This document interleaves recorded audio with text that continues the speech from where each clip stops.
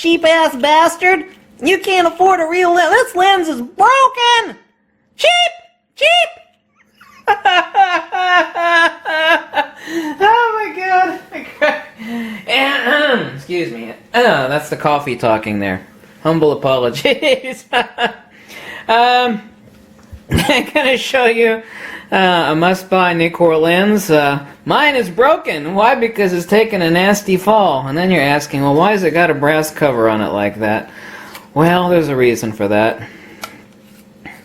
Took a nasty fall, and you're thinking, why are we using a brass cover instead of a regular lens cap? A regular lens cap will fit in there.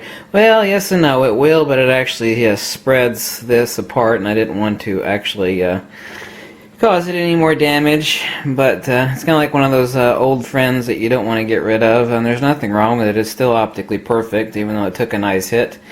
Anyway, this is the pre-D version, but the D version is exactly the same, however, a very slightly different design. Current production lens is a 35mm FX lens. This is an AF Nikkor. I recommend the D version. It's the same thing as this one, except for very few negligible differences that aren't even worth mentioning. Also, the rear elements are slightly better for not sucking in dust. But that's the 35mm f2. Current gray market price on it is $325 or like $340. Brand new price. Just an exquisite lens. It's a 6-element lens. The relative distortion on this is a low element count lens is absolutely phenomenal. The perspective distortion on it is absolutely incredible compared to its much more expensive cousin, which is the G series, the ED G series FX 35mm. Now that's not to be confused with this lens, which is the very inexpensive and yet extremely sharp 35mm f1.8G. This is the DX lens. I'm speaking of the other lens for FX, which is about yay big and about 15% wider, a little bit heavier. This is a very inexpensive $200 lens. This is a DX 35mm. Both of them will work fine on your DX camera, either one of these, but for FX, this video review is for FX cameras. Will work perfectly fine on DX. What are the differences between these two, since they're both 35mm and both rough field of view equivalents of 50mm on a DX camera? Difference being is the AFD series 35mm Nikkor has slower autofocus. It's also a screw drive. It will not work on D3000 or D5000 series cameras. So if you have like a D7000, D7100, it is slower autofocus. It's more noisy. It's a perfectly sharp lens. This one actually is just a hair sharper, and it also is more sharp between f1.8 and f4. Some people actually complain, although wedding photographers and other shooters love the fact, especially for portraiture, that this one is not extremely sharp corner to corner between f2 and f4. But it's nonsense. The pixel peeping, the idiots that always think that the most money buys the best lens, that's absolutely incorrect. The attributional distortion, in other words, the lens, the element count on the Nikkor AFD, let's just consider this a D, even though it's a pre-D version. This f2 is worse. This is a 6-element lens. The current G series, which is an f1.8, it's about yay big, and it's $600. It is 11-element, almost twice as much glass. It is sharper, obviously, between f1.8 and f4 than this lens is, but this lens is absolutely incredible. The color saturation, if you actually have a Nikon D700 or like a Nikon D4, D4S, D3, absolutely incredible lens. Just, not that there's anything wrong with using this on a 7100 or a D7100 or like my D810. I mean, I've used this plenty on the D810. Unfortunately, like I said, I can't stick a lens cap on it because it causes spread in the broken part here, but it's still optically perfect. But this is just an exquisite lens. Like I said, new is only $320. The only reason I didn't actually roll this lens out before earlier to you, I might buy a replacement for this one, but for right now, I mean, For all this time, it's perfectly fine. I don't give a damn if the filter threads on it are broken. I just whip it out. I made my own brass cover for it so dust and smudges and fingerprints stay off of it while it's in the lens bag, but who cares about that? The only reason I didn't roll this one out earlier as a top recommendation is that, like Frillo, they my buddy at the beginning of this video, they had, it's like, you know, you pray it out until someone knows you. If you pray it out a broken lens and you tell them how great that lens is, they might start to wonder about you. But I think I paraded out enough lenses and now to be able to parade out to one of my favorites. And yeah, it's broken. It took a fall. Who cares? So give top recommendation to this, the AF Nikkor 35mm f2D. And this one's not a D, but it's the exact same thing as the D. Not exactly the same, but essentially the exact same thing. So 320, gray market, 340, 350, brand new. It literally is a top value. The only downside to this lens is if you plan on finding a cheap used one, you won't. It's the same issue that you've got with the 18 to 35 G series for the full frame cameras, is that nobody gets rid of them, and if you actually go to find a used one, you really aren't going to find a deal on one, at least not on eBay. Nobody ditches this lens, and the used ones are so close to the price of a new one that it's really not worth the time and the effort to gamble on purchasing a used one from God knows who and God knows what condition. That's kind of the long and the short of it.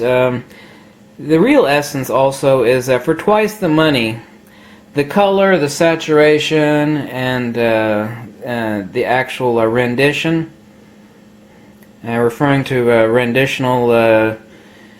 renditional distortion as far as relative to element count, this lens, which is half as much as the much larger and much more expensive and much more cheaply produced, made in Thailand, 35mm f1.8 FX lens, not to be confused with this one, which is a DX 35mm 1.8, not to be confused with this $200 lens. But that $600 lens, that FX f1.8 G series ED, it doesn't produce as good an image as this lens does for $320, just flat out, period. 6 elements here, and you got 11 elements on the FX series of 35mm, so you're paying twice as much money for a lens that's not made as well and doesn't produce anywhere near a nice color saturation or depth as this one does. The renditional distortion is far less on this one because it's basically half the element count. What is the downside of this lens? It does, unlike the G series, either the DX series, the 35mm, or the FX series for $600. This one's only $200, still a top buy. And it does have it's a screw drive. So it does have slower autofocus, slightly noisier autofocus. Mine's really noisy, but it's taken a tumble and it's taken a serious beating, but it's still optically perfect. So it does have slower autofocus, so that's something you may or may not consider. Obviously, it's not an action lens. I mean, it's a street photography lens. It's a perfect intermediate wide prime. Right next to the 20mm, I actually rate it as my second most useful wide prime lens. My most useful would be the 20, and this would be my second most useful, the 35mm. How it's almost a toss-up. The only 4 wide primes that I actually do recommend to anybody would be the 35, the 24, the 20, and the fisheye, whether it's 10.5mm or 16mm FX or DX.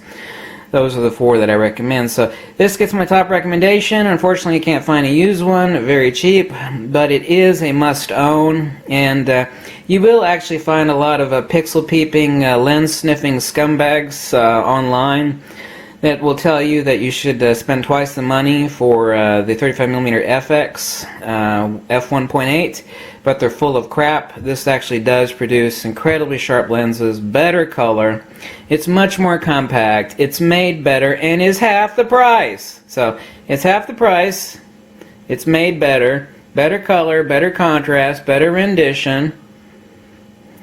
Can't be beat. I mean, it is amazing that Nikon actually still makes this lens for $320. Like I said, that's a gray market price, $350 for a new one from like B&H or Autorama. So go ahead and snag yourself one if you got an FX camera. If you don't have a 35 yet, and say you have 2 cameras, an FX or a DX, course, you already have one of these, but never consider getting rid of it. I mean, it's only $200. The 35mm f1.8 DX lens, incredibly sharp, awesome.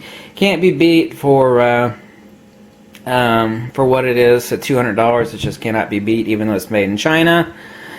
As far as the difference between these two, it's absolute BS. The at the f4 on a DX camera like the D7100, the 35mm 1.8 DX is only super marginally sharper, not only center but also at corner to corner than this lens is at f4. It is sharper obviously at f2, and of course it doesn't go to 1.8. This one doesn't. Anyway, so this is a top recommendation. I will stop flapping my lips. I said licks. Stop flapping my lips, and same lens except it's marked D right after the f-stop indicator right here. It's 35mm f2 autofocus Nikkor D series current production lens. Go out and snag yourself one.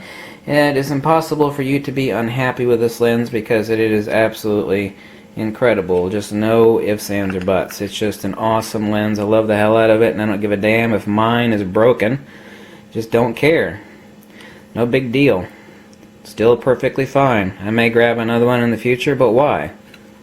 You know, it's kind of like that sentimental broken thing that you've had for a long time that you're not interested in getting rid of because it still works just fine. So anyway, catch you later. Another video from the Angry Photographer. If you like this video and drop me a buck or two, tell me to go jump off a cliff. I am working extremely hard. I'm actually burning the candle at both ends on NikonFocus.com.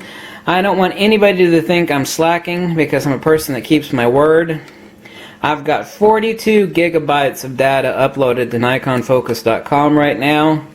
And I just don't want anybody out there thinking I'm slacking because I actually promised to bring up the front page like 4 days ago. I've been sick a couple days, not extremely sick. I've still been cranking out the videos obviously, but I apologize for that, and I'm not a slacker who procrastinates endlessly. I'm not like that at all, so I just had to say that to you folks. And thank you all. And remember, it's your website, and what content you want to add, you can add also. Please don't be afraid to create your own folder on NikonFocus.com. Just contact me and I'll upload your content. Okay? Thank you so much. And the website is coming up very, very soon, I promise you. And I'm killing myself on that and the video reviews and working on the website. Like I said, there's 42 gigabytes of data already uploaded. And that's not just videos. And then I'll show you all my lens template. And then I'll let you all evaluate it, and then I'll roll from there, okay? And then things will move very fast. Thanks for watching, and